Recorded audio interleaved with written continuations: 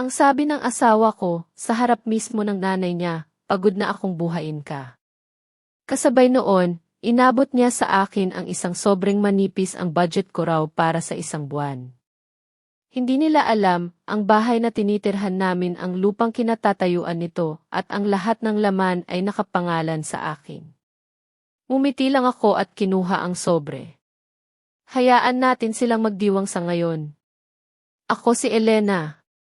31 taong gulang na ako, at ito ang araw na hinding-hindi ko malilimutan.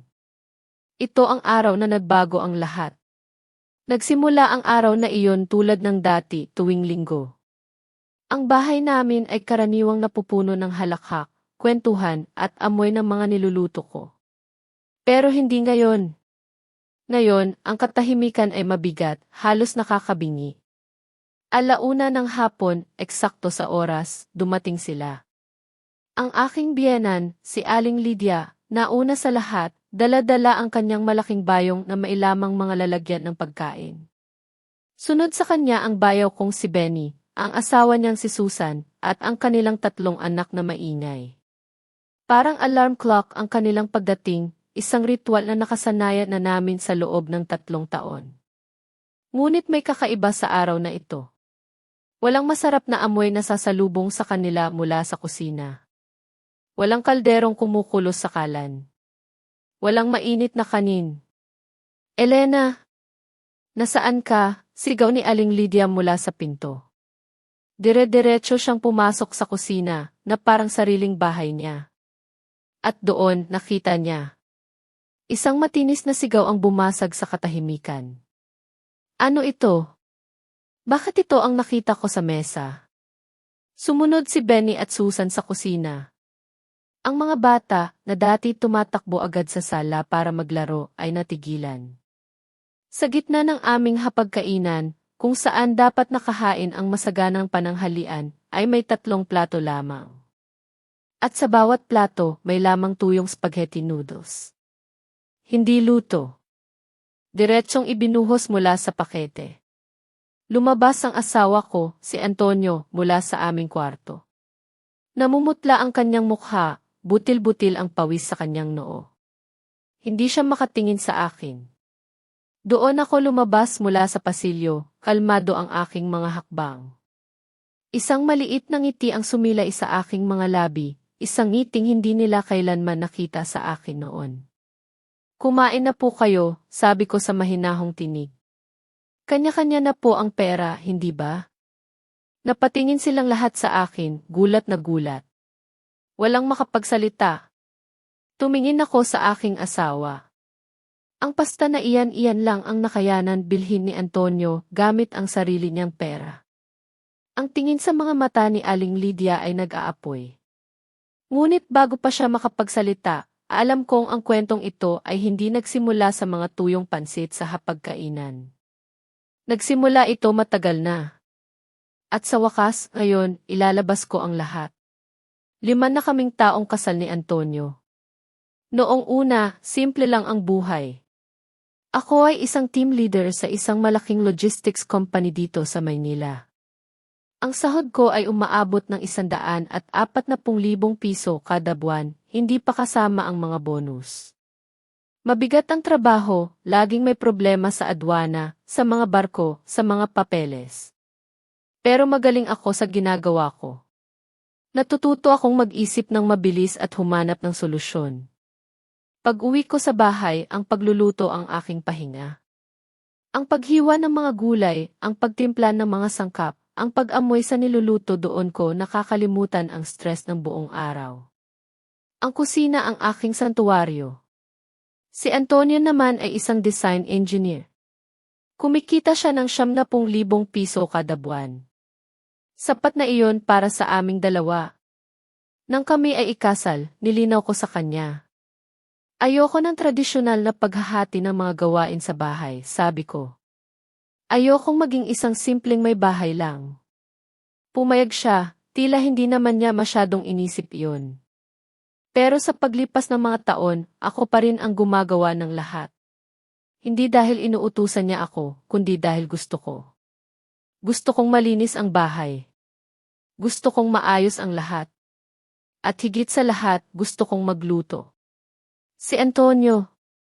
Hindi niya kailanman inutos, pero ipinagpalagay niya na lang na gagawin ko ang mga ito. Dumadating siya sa umaga na antok pa, uupo sa mesa, at maghihintay ng almusal habang nagbabasa ng balita sa kanyang cellphone. Pagkatapos ng 2 taon naming pagsasama, nagsimula ang ritual.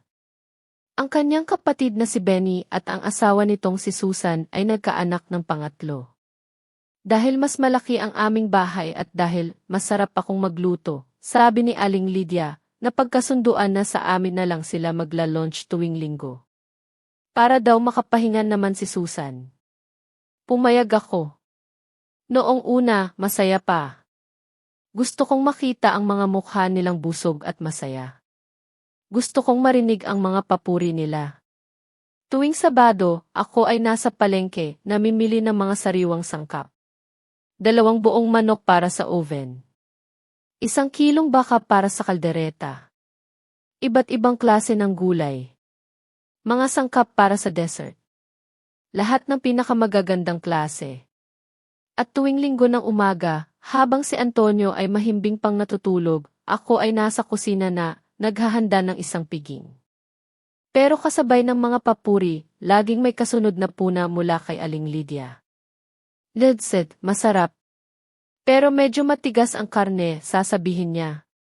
Yung salad, kulang ng kaunting asin. Ganoon siya palagi. Isang maliit na papuri na sinusundan ng isang malaking puna. Sa una, hindi ko pinapansin.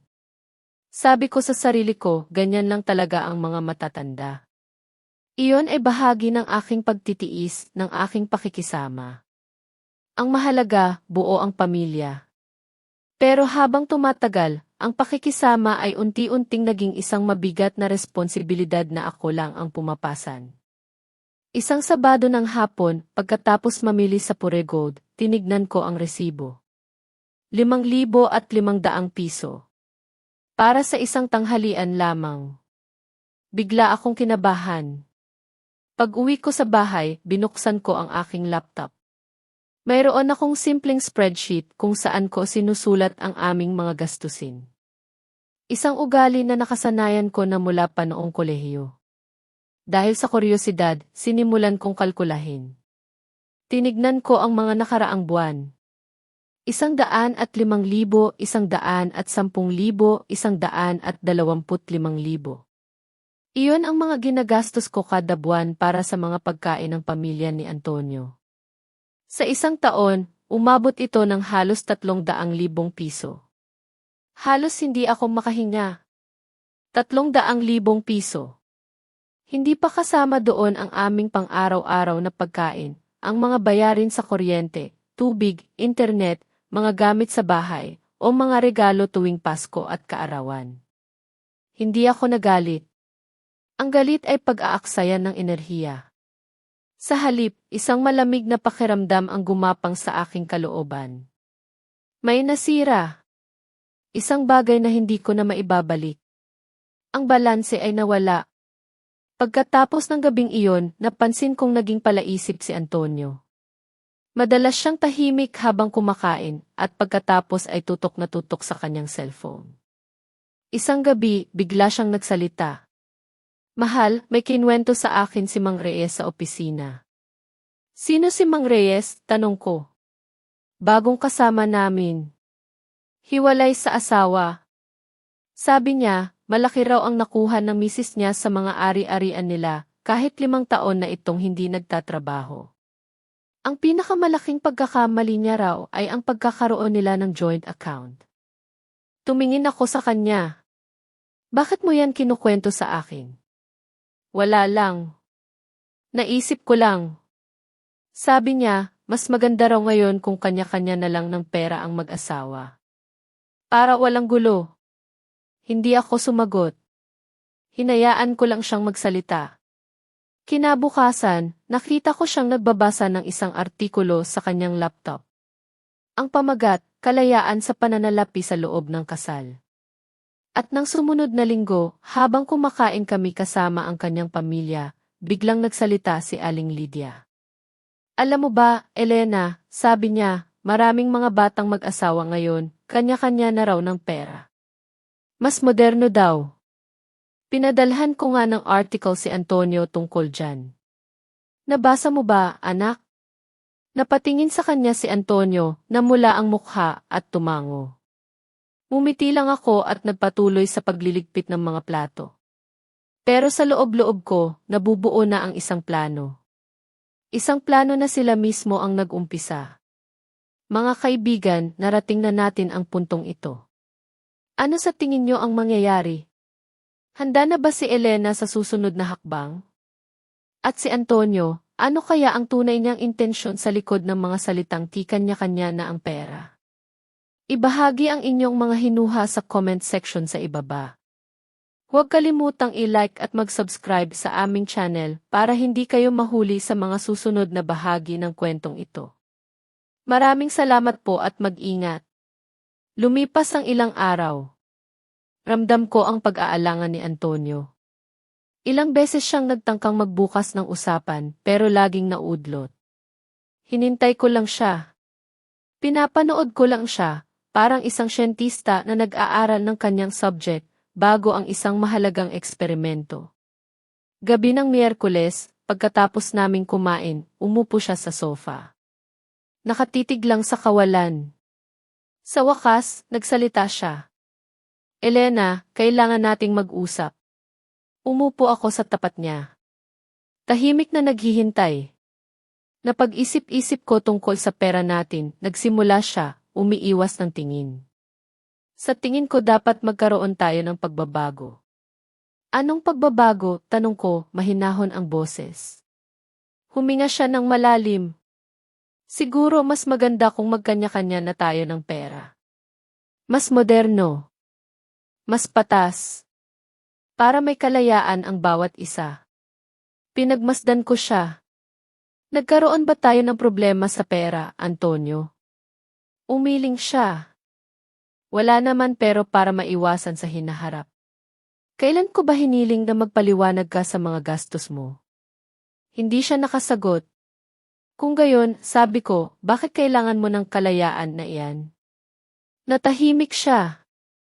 Kitang-kita ko ang pagkabigo at hiya sa kanyang mukha. At doon, sa gitna ng kanyang pagkataranta, lumabas ang mga salitang matagal na niyang kinikimkim. Ang mga salitang bumasag sa lahat. Mahal, simula ngayong buwan, kanya-kanya na ang pera. Pagod na ako sa'yo. Isang nakabibinging katahimikan ang pumuno sa silid. Tinitigan ko siya. Walang galit. Walang sakit. Tanging isang malamig na pagkaunawa. Sa wakas, nasabi na niya. Ang mga salitang bumabagabag sa kanya sa loob ng ilang linggo. Dahan-dahan akong umiti. Isang ngiti na hindi niya inaasahan. Isang napakagaling na ideya, Antonio, sabi ko ng mahinahon. Lubos akong sumasang-ayon sa iyong panukala. Nanlaki ang kanyang mga mata. Napanganga siya, hindi makapaniwala sa narinig. Sumasang-ayon ka? Naman, sagot ko. Ang pagkakaroon ng sariling pera ay moderno at patas. Bawat isa ay responsable sa sarili niya. Tama ka, mas maganda nga. Tumayo ako. Simulan natin bukas na bukas din. Lumapit ako at hinalikan siya sa pisngi. Magandang gabi, mahal. Maaga pa ako bukas. Pumasok ako sa kwarto at iniwan siyang tulala sa sala. Nakahiga sa kama, ipinikit ko ang aking mga mata. Payapa ang aking pakiramdam. Gusto niya ng hiwalay na pera. Ibabalik ko sa kanya ang gusto niya, kasama ang lahat ng kaakibat nito. Isang bagong buhay ang magsisimula bukas at magiging napaka-interesante nito. Kinaumagahan, gumising ako ng 6:00. Naligo ako, nagbihis ng damit pang opisina at nag-ayos. Si Antonio ay mahimbing pa ring natutulog. Sa kusina, isinaksak ko ang coffee maker at naglabas ng pagkain mula sa ref, ngunit ngayon para sa akin lang. Nagbati ako ng 3 itlog, hinaluan ng gatas at kaunting asin. Habang naluluto ang omelete, naghiwa ako ng abokado at inilagay sa ibabaw ng toasted na tinapay. Naglagay din ako ng smoked salmon sa ibabaw. Umupo ako sa mesa, kasama ang aking kape, pagkain at tablet. Nagising si Antonio bandang alas 7. Tumayo siya sa may pintuan ng kusina, nagtataka habang tinitingnan ang mesa na para lang sa isang tao. Magandang umaga, bati ko nang hindi inaalis ang tingin sa aking tablet. Magandang umaga, sagot niya at umupo sa tapat ko. Tiningnan niya ang almusal ko, pagkatapos ay ang kanyang walang lamang pwesto sa mesa. Nasaan ang almusal ko? Tiningnan ko siya ng diretsyo. Ikaw ang maghanda ng iyo. Kanya-kanya na, di ba? Lulutuin ko ang para sa akin gamit ang pera ko. Lulutuin mo ang para sa iyo gamit ang pera mo. Simple lang. Binuksan niya ang bibig niya, pero isinara rin agad. Tumayo siya at binuksan ang ref, doon niya nakita. Ang lahat ng pagkain sa itaas na shelf ay may maliliit na pink na sticker. Nakasulat sa bawat isa, Elena. Ano to? Nilagyan mo ng pangalan lahat, tanong niya, hindi makapaniwala. Naman. Para malinaw. Pagkain ko iyan, binili ko gamit ang pera ko. Bumili ka ng sarili mong pagkain, Antonio. Kung may oras ka ngayon o mamaya pagkatapos ng trabaho. Bahala ka. Tinitigan niya ako. Natapos ko ang aking kape, inilagay ang tablet sa bag at tumayo. Hinugasan ko ang aking plato, tasa at tinidor. Pinunasan ko at ibinalik sa lalagyan. Magandang araw sa'yo, sabi ko habang nilalampasan siya palabas ng kusina.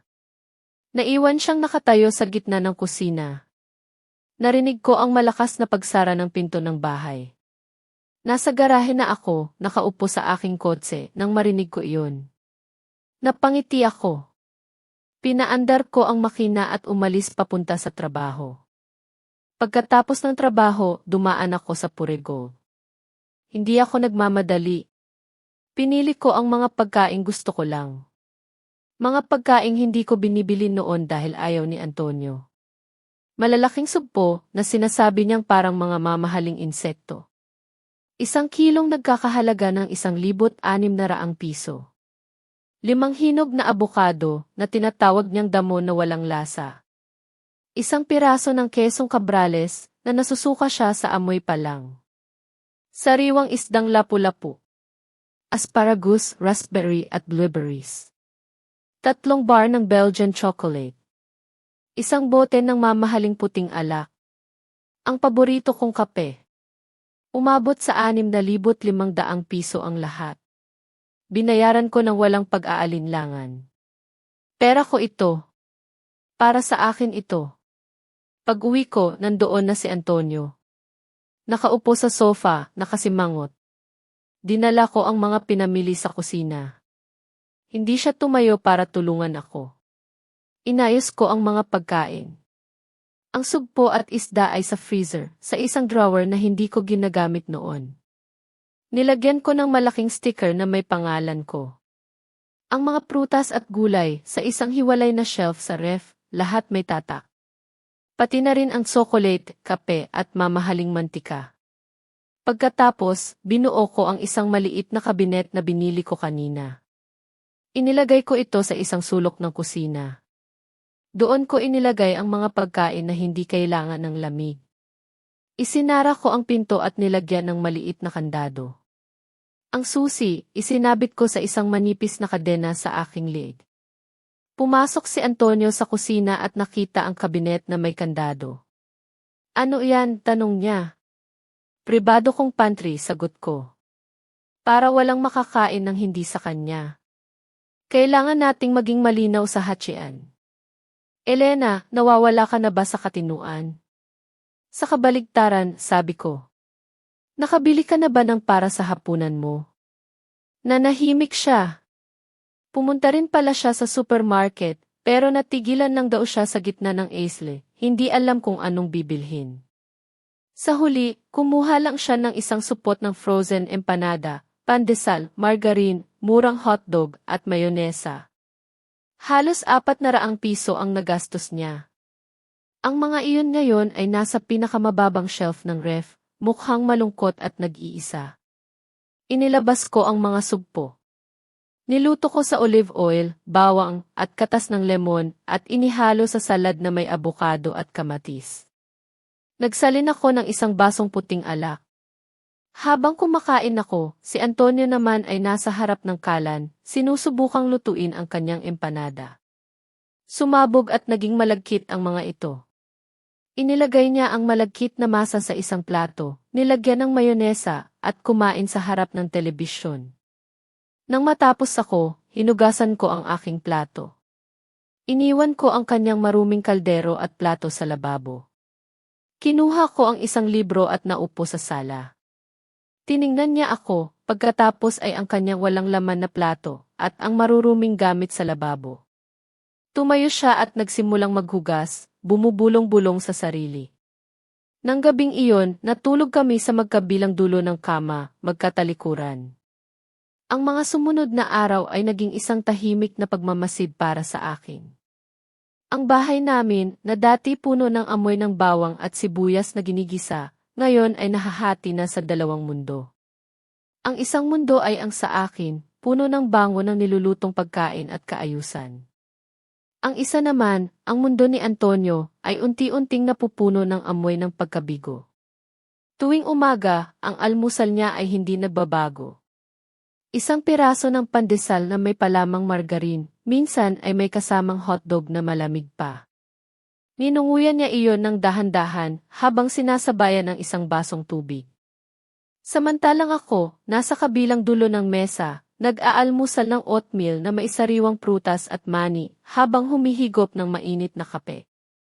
Hindi kami nag-iimikan. Ang tunog lang ng kutsara at tinidor sa aming mga plato ang maririnig. Sa tanghalian, alam kong sa kantina lang siya ng opisina kumakain. 250 piso para sa isang set meal na, ayon sa kanya, ay laging matabang at malangis. Minsan, umuuwi siyang may dalang supot ng pagkain mula sa isang karinderya. Spaghetti na may matamis na sarsa o kaya ay pritong manok na nanlilimahid sa mantika. Kinakain niya iyon sa harap ng telebisyon, mag-isa. Ang bahay namin ay nagsimulang magpakita ng mga palatandaan ng aming bagong kasunduan. Ang mga damit niya, na dati maayos kong pinaplansa, ay nagiging gusot-gusot sa kanyang aparador. Minsan, nakikita ko siyang sinusubukang magplansa ng kanyang polo, pero laging may naiiwan na lukot o sunog na marka. Ang lababo, na dati ilaging malinis, ay nagsimulang mapuno ng mga platong pinagkainan niya. Hinahayaan ko lang. Pagkatapos ng 2 araw, kapag wala na siyang magamit na malinis, saka pa lang niya iyon hugasan ng may kasamang pag-ungol at pag-angal. Isang gabi, pagkatapos ng halos 1 linggo, umupo siya sa sofa habang naghahanda ako ng aking hapunan. "Mahal," sabi niya sa mahinang boses. Hindi ako lumingon pero alam kong nakatingin siya sa akin. "Alam mo ba, sa loob lang ng 1 linggo, 8,000 piso na ang nagastos ko sa pagkain." Hindi ako sumagot. Ipinagpatuloy ko ang paghiwa ng bawang. Hindi ko akalain na ganito pala kalaki ang gastos, dagdag niya. At pagod na ako sa pandesal. Doon ako lumingon. Nakita ko ang pagod sa kanyang mga mata. Hindi lang pagod mula sa trabaho, kundi pagod sa sitwasyong siya mismo ang gumawa. "Elena," sabi niya, at sa pagkakataong ito, may halong pagsusumamo na ang kanyang boses. Hindi ko yata kaya ito. Balik na lang tayo sa dati. Pinatay ko ang apoy sa kalan. Humarap ako sa kanya. "Antonio," sabi ko nang may diin sa bawat salita. 2 araw pa lang ang lumipas noong una kang nagreklamo. Ngayon, 1 linggo na.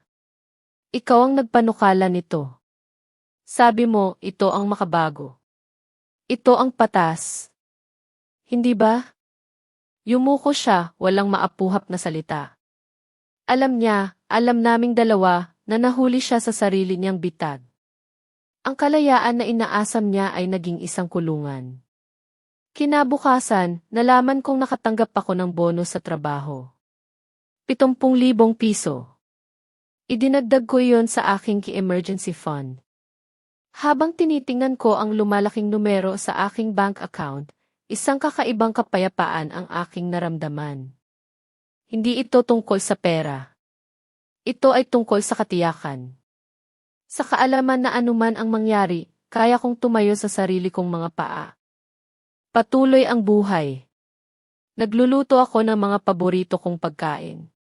Nagbabasa ako ng mga libro. Nakikipagkita ako sa kaibigan kong si Rose. Si Antonio naman, patuloy sa kanyang paghihirap. Minsan, naaawa ako. Pero mas nangingibabaw ang pakiramdam na ito ang kailangan niyang maranasan. Kailangan niyang maintindihan, sa paraang hindi kayang ipaliwanag ng mga salita, kung ano ang halaga ng mga bagay na binaliwala niya. Ang pananahimik ko ay hindi tanda ng pagsuko. Ito ang aking sandata. Ang aking paninindigan. Hihintayin ko siyang lubusang maunawaan ang lahat. At alam kong malapit na iyon. Napakalapit na. Dahil ang anino ng susunod na linggo ay papalapit na, at kasama nito ang pagdating ng kanyang pamilya. Lunes ng umaga, habang nag-aayos ako para pumasok sa trabaho, narinig ko ang pagring ng telepono ni Antonio. Boses ni Aling Lydia ang nasa kabilang linya, malakas at malinaw, puno ng pananabik. Pupunta kami sa Sabado, Antonio. Namimiss na namin kayo. Nakatayo ako sa may pintuan ng kwarto, hindi gumagalaw pero nakikinig. Nakita ko kung paano nawala ang kulay sa mukha ng asawa ko. Para siyang binuhusan ng malamig na tubig. Ang simpleng anunsyo na dati ay normal lang, ngayon ay parang isang hatol. Pagkababa niya ng telepono, tulala siya. Lumapit siya sa akin, ang mga mata niya ay puno ng pag-aalala. Elena, darating daw sila mama sa Sabado. Tumango lang ako. Narinig ko. Pakiusap, sabi niya, ang boses ay nanginginig. Kahit ngayon lang, Elena, magluto ka naman. Kahit simpleng ulam lang. Ako na ang mamamalengke. Ako na ang gagastos. Tulungan mo lang ako. Tinitigan ko siya. Nakita ko ang desperasyon sa kanyang mukha. Ngunit kailangan kong maging matatag. Antonio, sabi ko ng dahan-dahan. Ang usapan natin ay kanya-kanya na ang pera. Iyong pamilya, iyong responsibilidad. Tumalikod ako at nagpatuloy sa pag-aayos. Narinig ko siyang bumuntong hininga ng malalim. Sa mga sumunod na araw, naging balisa si Antonio. Gabi-gabi, nakikita ko siyang nanonood ng mga video sa internet. Paano magluto ng adobo? Paano magluto ng sinigang? Pero sa bawat video na pinapanood niya, lalo lang siyang nalilito. Masyadong maraming sangkap. Masyadong maraming hakbang. Para sa isang taong hindi pa nakahawak ng sandok sa buong buhay niya, ang lahat ng iyon ay parang isang imposibleng gawain. Noong Huwebes, mukhang nakahanap siya ng solusyon. Nakita ko siyang may kausap sa telepono, seryoso ang mukha. Pagkatapos, lumapit siya sa akin, may kaunting pagmamalaki sa kanyang boses. Nag-order na ako ng pagkain sa isang restaurant, sabi niya. Catering. Para sa 9 na tao. Ihahatid nila dito sa Sabado ng tanghali. Magkano, tanong ko. Nag-atubili siya. 15,000 piso. 15,000 piso. Halos 1/5 ng kanyang buwanang sahod para sa isang tanghalian. Tumango lang ako. Mabuti kung ganoon. Problema mo, nasolusyonan mo. Biyernes ng gabi, muli siyang lumapit. Elena, sasabay ka bang kumain sa amin bukas? Umiling ako. Hindi ako inimbitahan, Antonio. Pamilya mo ang bisita mo. At saka, may lakad ako. Pupunta ako sa bahay ni Rose. Nakita ko ang sakit sa kanyang mga mata. Sinasadya mo ito, hindi ba, bulong niya. Hindi, sagot ko, kalmado pa rin. Ayoko lang makilahok sa sirko na ito. Good luck sa iyo. Sabado ng umaga. Gumising ako ng maaga. Naligo ako at nagbihis na parang aalis. Aalis na ako, sabi ko kay Antonio habang umiinom ako ng kape. Tumayo siya, hinarangan ang daan ko. Elena, pakiusap. Huwag mo akong iwan mag-isa dito. Kaya mo na yan, Antonio. Ikaw ang lalaki sa pamamahay na ito, hindi ba? Lumabas ako ng pinto. Narinig ko ang pag-lock nito mula sa loob. Pero hindi ako umalis. Hindi ako nagpunta sa kotse. Dahan-dahan akong umakyat sa likod bahay at pumasok sa pinto sa kusina na laging nakabukas. Umakyat ako sa aming kwarto at doon nagkulong. Mula sa maliit na siwang ng pinto, pinanood ko ang lahat. Nakita ko kung paano siya pabalik-balik sa sala, hindi mapakali. Tinitingnan niya ang kanyang relo bawat minuto. Alas 10. Alas 10:30. Alas 11, tumunog ang kanyang telepono. Narinig ko ang boses niya, puno ng kaba. Hello? Opo, ano po? Bakit? Paano nangyari yan? Narinig ko ang pagbagsak ng kanyang boses. Kinansela? Pero bakit? Bayad na ako. 3 araw pa bago maibalik ang pera. Katahimikan. Pagkatapos ay isang malakas na pagmumura. Nanlamig ang dugo ko. Kinansela ng restaurant. Walang pagkain. At wala na siyang pera. Nakita ko ang purong takot sa kanyang mukha. Tumakbo siya palabas, suot pa rin ang kanyang pambahay na shorts. Halos madapa siya sa hagdan. Alam kong pupunta siya sa Purigol. Alam kong wala na siyang halos dalang pera. Tahimik akong naghintay sa kwarto. Ang puso ko ay kumakabog. May kaunting awa, pero mas malaki ang paninindigan. Kailangan niyang maranasan ito. Kailangan nilang lahat na maranasan ito. Pagkalipas ng 40 minuto, bumalik siya.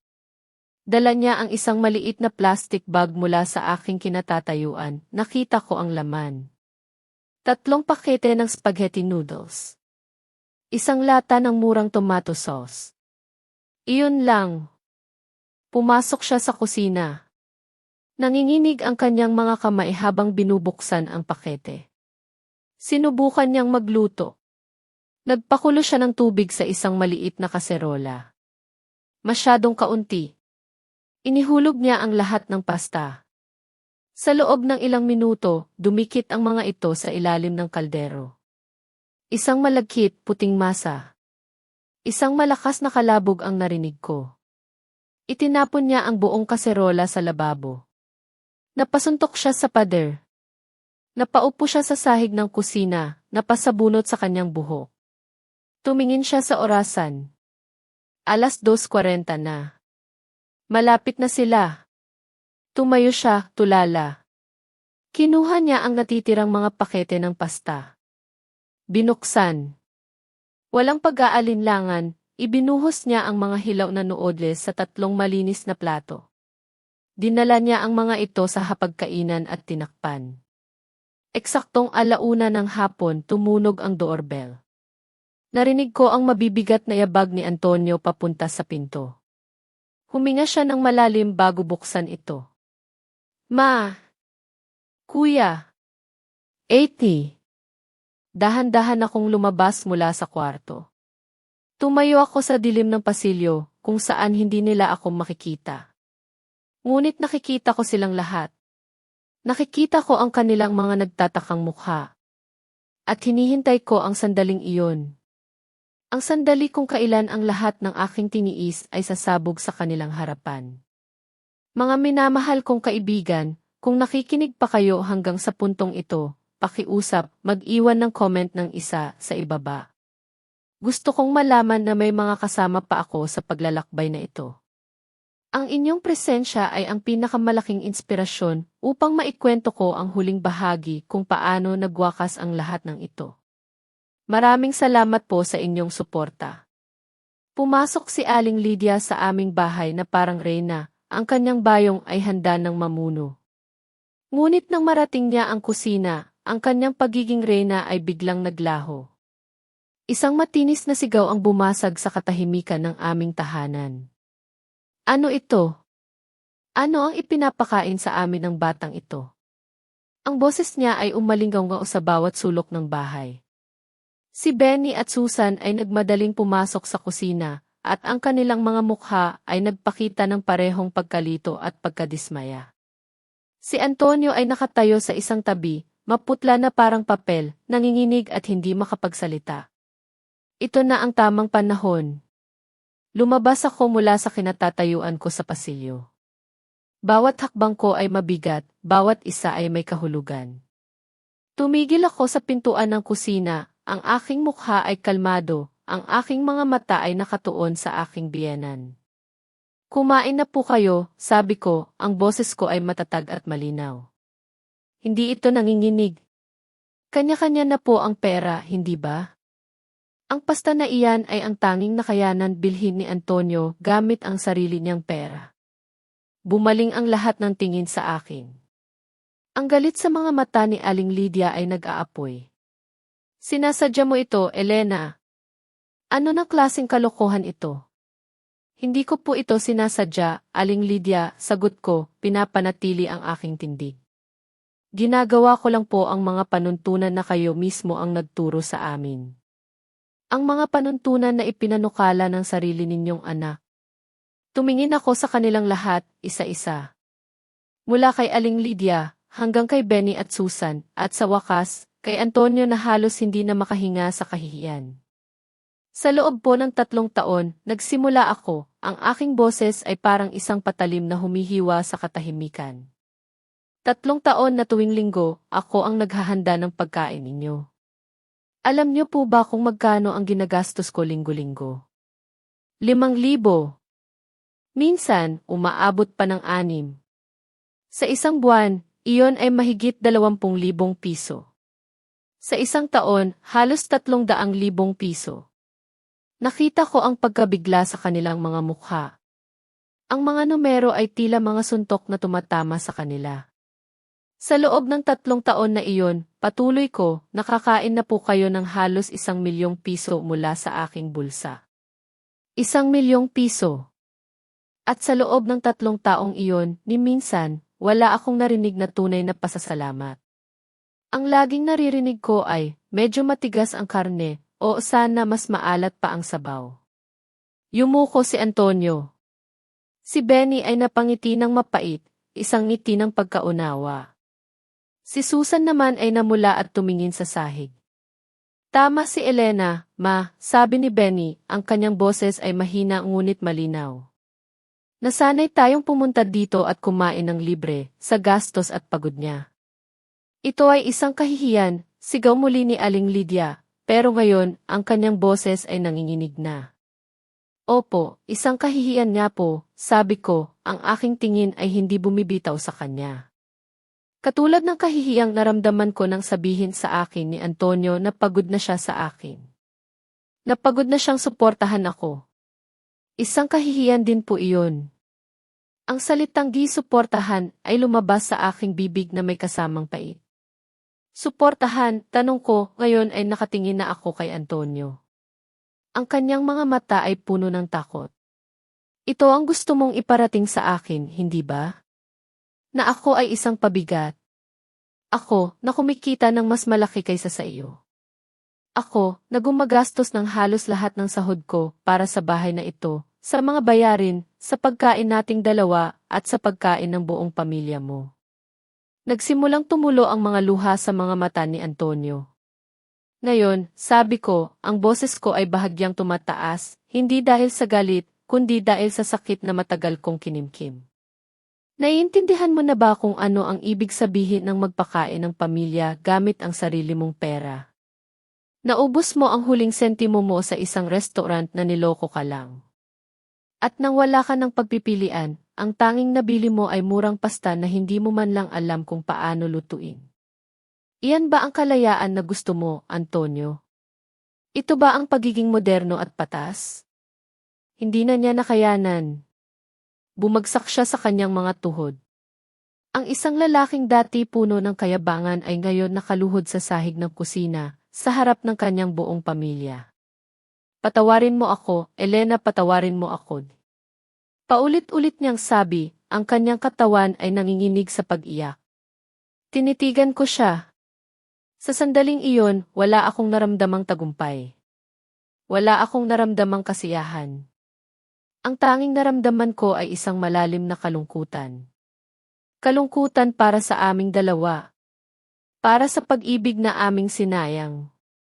At para sa katotohanang kahit manalo ako sa labang ito, talo pa rin kaming pareho.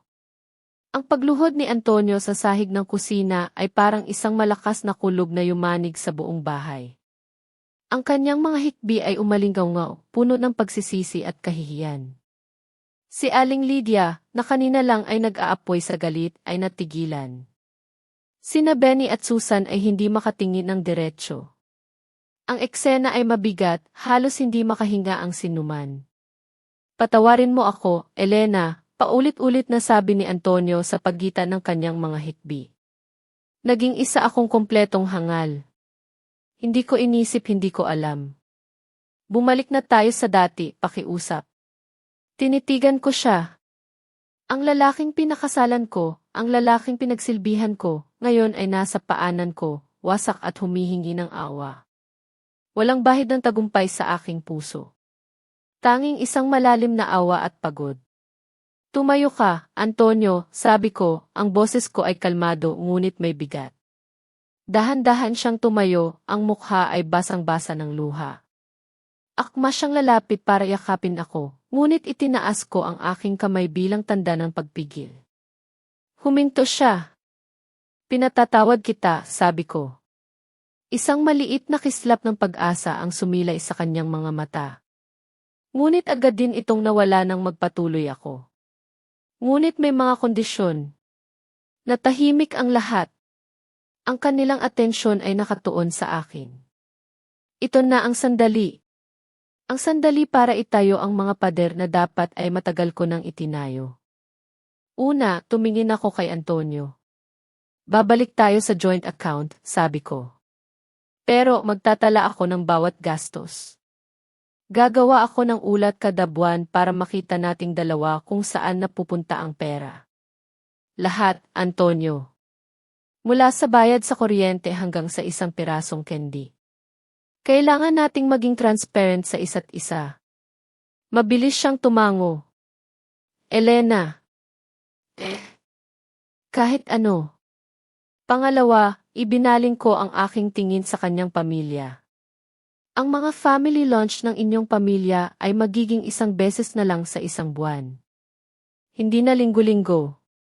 At kailangan nating pag-usapan iyon bago pa man dumating ang araw na iyon para mapaghandaan. Pangatlo, at tiningnan ko ng diretso si Aling Lydia. Wala nang magbabaon ng ulam. Ang pagkain ay niluluto para kainin dito, hindi para iwi sa loob ng isang linggo. Kung gusto ninyong mag-uwi, magbabayad kayo ng hiwalay para sa mga sangkap. Nakita kong umangal ang mukha ni Aling Lydia. Bubuka na sana ang kanyang bibig para magsalita, ngunit pinigilan siya ni Benny. Tama po si Elena, ma, sabi ni Benny. Makatarungan lang iyon. Napayo ko na lang ang aking biyenan. Ikaapat, bumalik ang tingin ko kay Antonio. Hindi ka nahihingi ng payo tungkol sa mga problema natin sa ibang tao. Hindi kay Mang Reyes. Hindi sa nanay mo. Kung mayroon kang problema sa akin mo sasabihin. Tayong dalawa ang mag-uusap. Pangako, Elena. Pangako, halos pabulong niyang sabi. Huminga ako ng malalim bago sabihin ang pinakamahalaga sa lahat. At huli sa lahat, Antonio, sabi ko, ang bawat salita ay may diin. Kikilalanin mo, sa puso mo at sa isip mo, na hindi ako isang pabigat na kailangan mong suportahan. Ako ang iyong asawa. Ang iyong kasama sa buhay. Pantay tayo. At kung tutuusin, mas malaki ang naiaambag ko sa pamilyang ito kaysa sa iyo. At mula ngayon, pahahalagahan mo iyan. Tuluyan nang bumuhos ang kanyang mga luha. Tumango siya ng paulit-ulit. Elena, alam ko na ngayon. Patawarin mo ako. Isang mahabang katahimikan ang namayani. Sa wakas, bumuntong hininga ako. CJ, simula sa Lunes, babalik tayo sa joint account. Isang malaking ginhawa ang gumuhit sa mukha ni Antonio. Muli siyang lumapit para yakapin ako. Sa pagkakataong ito, hinayaan ko siya. Ngunit ang yakap ko ay malamig. Tinapi ko lang ang kanyang likod at marahang humiwalay. Hinarap ko si Aling Lydia. Aling Lydia, wala po akong hinanakit, sabi ko nang may paggalang. Pero sana po, sa susunod, huwag po kayong magbigay ng payo kung hindi nyo alam ang buong sitwasyon. Ang mga salita po ninyo ay may bigat. Halos masira nyo ang pamilya ko dahil dito. Yumuko siya, puno ng hiya. Patawad, Elena. Hindi ko sinasadya. Alam ko po, sagot ko. Kaya pinatatawad ko na kayo. Si Susan ay lumapit sa akin. Pasensya ka na, Elena. Naging makapal ang mukha namin. Umiling lang ako. Sa gitna ng lahat ng ito, lumabas ang mga bata mula sa kwarto, nagugutom. Lola, nasaan po ang pagkain? Tanong ng bunso. Bakit po puro stick lang ang nasa plato? Sa kauna-unahang pagkakataon sa araw na iyon, isang ngiti ang sumilay sa aming mga labi. Isang ngiting malungkot, ngunit totoo. Halika na, sabi ko. Maghahanda ako ng mabilis. Walang kasalanan ang mga bata sa kalokohan ng mga matatanda. Kinuha ko ang susi sa aking liig, binuksan ang aking maliit na pantry, at kumuha ng mga itlog, keso at tinapay. Sa loob ng kalahating oras, nakapagluto ako ng French toast at scrambled eggs na may gulay. Umupo kaming lahat sa mesa. Ang katahimikan ay nanatili, ngunit iba na ang pakiramdam. Hindi na ito mabigat. Ito ay isang katahimikan ng pag-iisip ng pagtanggap. Hindi na sila nagtagal pagkatapos kumain. Bago sila umalis, niyakap ako ni Aling Lydia. Isang yakap na iba sa dati. May respeto. Salamat sa pagpapatawad sa amin, Elena, bulong niya. Isa kang matatag na babae. Hindi po ako matatag, sagot ko. Ayoko lang pong tinatapakan ang aking pagkatao. Nang kami na lang ni Antonio ang naiwan, ang bigat ay bumalik. Tinitigan niya ako, ang kanyang mga mata ay puno pa rin ang pagsisisi. Elena, tanong niya. Totoo bang napatawad mo na ako? Tumingin ako sa kanya. Sa mga mata niya, nakita ko ang takot. Ang takot na mawala ako. Antonio, pinatawad na kita, sagot ko. Ngunit, hindi na ito babalik sa dati. Iba na. Anong ibig mong sabihin? May nasira sa atin, Antonio, sabi ko, at naramdaman ko ang kirot sa aking dibdib. Ang tiwala. Ang pagiging kampante na alam kong kakampi kita. Ang katiyakan na tayo ay isang team. Nasira mo iyon. Naiwan siyang nakatayo doon, habang ako ay nagsimulang magligpit ng aming pinagkainan. Ang bahay ay tahimik na muli. Ngunit ang katahimikang ito ay may dalang bagong katotohanan. Isang katotohanan na pareho naming kailangang harapin. Lumipas ang isang buwan. Tapos isang taon. Kung titingnan mo kami mula sa malayo, aakalain mong bumalik na ang lahat sa dati. Si Antonio ay tunay ngang nagbago. Mas maasikaso siya ngayon, mas mapagmahal sa kanyang mga gawa. Tumutulong siya sa mga gawaing bahay nang hindi ko na kailangang sabihin. Tinatanong niya kung ano ang gusto kong kainin para sa hapunan. Interesado siya sa kung paano lumipas ang aking araw sa opisina. Hindi na niya binabanggit ang mga payo ni Mang Reyes. Sa katunayan, umiiwas na siya sa kasamahan niyang iyon. Ang usapan na lang nila ay puro tungkol sa trabaho. Pati si Aling Lydia nagbago na rin. Mas mahinahon na siya, mas magalang. Dumadalaw siya isang beses sa isang buwan, gaya ng aming napagkasunduan. Kumakain siya, nagpapasalamat at umuuwi. Wala nang dalang mga Tupperware. Wala na ring mga puring may kasamang puna. Sa panlabas, ang buhay ay bumalik na sa normal. Ngunit sa loob ko, mayroon pa ring espasyo na hindi mapunuan. May nasira sa loob ko na hindi na kayang ayusin ng kahit anong pagsisisi o pagbabago. Kapag tinitingnan ko si Antonio, hindi ko na nakikita ang asawa na pinagkatiwalaan ko ng walang pag-aalinlangan. Ang nakikita ko ay ang lalaki na nagawang saktan at pagdudahan ako. Ang lalaking, sa oras ng pagsubok, sa halip na protektahan ako, ay inakusahan pa ako.